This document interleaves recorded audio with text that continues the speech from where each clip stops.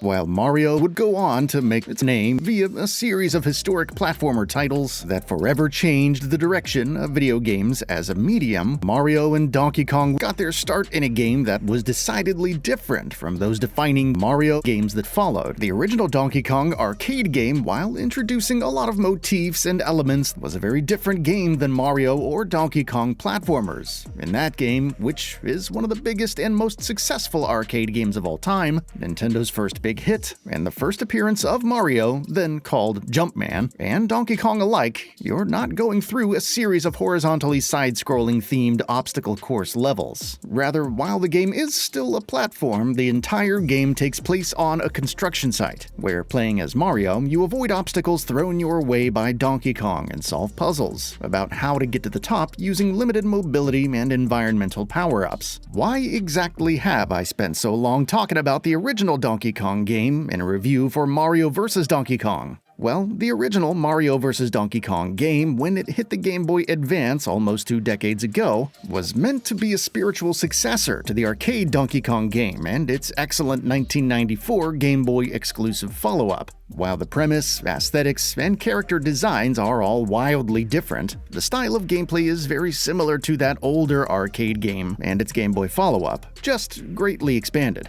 Yup. Woohoo!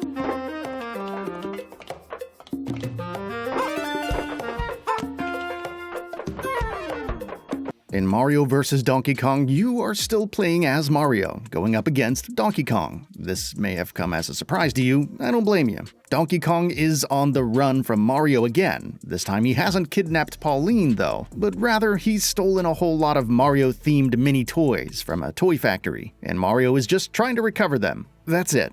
That's the premise. It's the simplest possible premise to justify the actual game, which, yep, sees you traversing and negotiating levels with limited mobility and environmental power-ups to try and make your way to the objective. The actual level design is the star of the show here. It starts out extremely simple, slowly adding one mechanic per level. First, demonstrating to the player what they can expect from each mechanic before twisting and subverting it by applying it in unexpected ways. Often in combination with some other mechanic that you may not have expected would go together. As the mechanics and gimmicks start to stack and layer up, the levels can be legitimately devilishly difficult and challenging, at least in the very last worlds. Overall, Mario vs. Donkey Kong is still a relatively simple and straightforward game because it is targeting younger audiences, but it does amp up the difficulty to a satisfactory level the more you play, and also poses some legitimately and genuinely stumping challenges via optional collectibles. The best point of comparison for this game would be Captain Toad Treasure Tracker.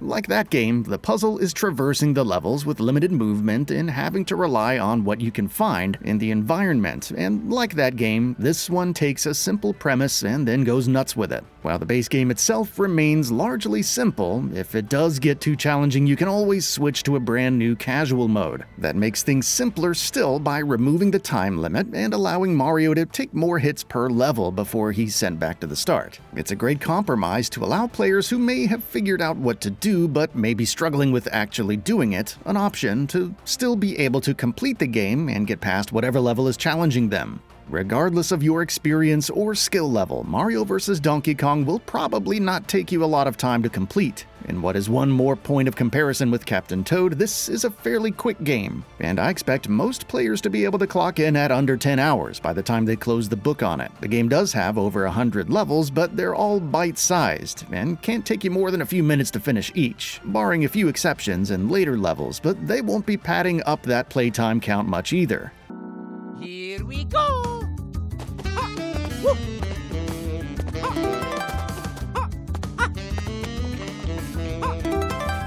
There are some more elaborate levels in the newly added worlds, and I did enjoy them, although I personally felt the quick and snappy taut pacing of the original levels was lost in these ones. You also get harder variants of each world once you complete the boss fight, which, along with the general score attack nature of the game, does incentivize sticking around for more than just the critical path. The game's great format lends itself well to a great fusion of arcade and handheld game design sensibilities, with a lot of deployability paired with a quick pick-up-and-play nature that lets the game get deceptively addictive at times. Also new to this version of the game is a co-op mode, where Toad joins Mario. The levels themselves remain the same, but the only change made is that there are now 2 keys, and each player must collect their own to be able to complete the level. It's a great, fun way to allow for co-op for, I imagine, younger players who may want to play the game with their families. It's also impressive how well the game has been upgraded visually. The original was, as mentioned, a Game Boy Advance game, and while it was a pretty good-looking one, there's a fair bit of difference between a GBA and a Nintendo Switch. To be clear, more than the difference between an SNES and an Xbox 360. So there was a lot of ground to cover, and while at no point in time will Mario vs. Donkey Kong be considered a stunner on the Switch, or even a great-looking game within the limited constraints of the platform, it is a nice and pleasant-looking game that does not look out of place with the rest of the platform's library.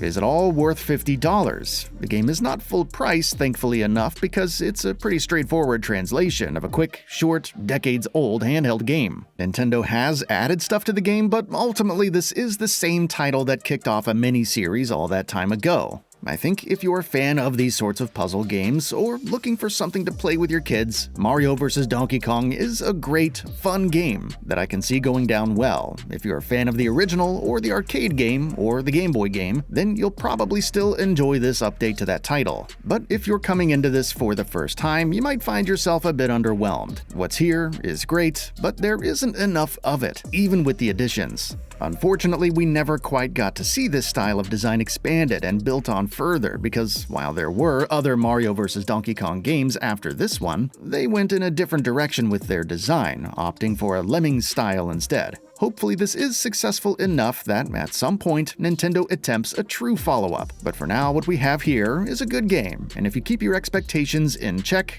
good enough to check out. That's all for now. If you enjoy what you saw, please hit the like button. And if you're new to the channel, now is a great time to subscribe. We upload brand new videos every single day. After subscribing, don't forget to enable all notifications by clicking the bell icon. Thanks for watching this video, and we'll see you next time, right here on Gaming Bolt.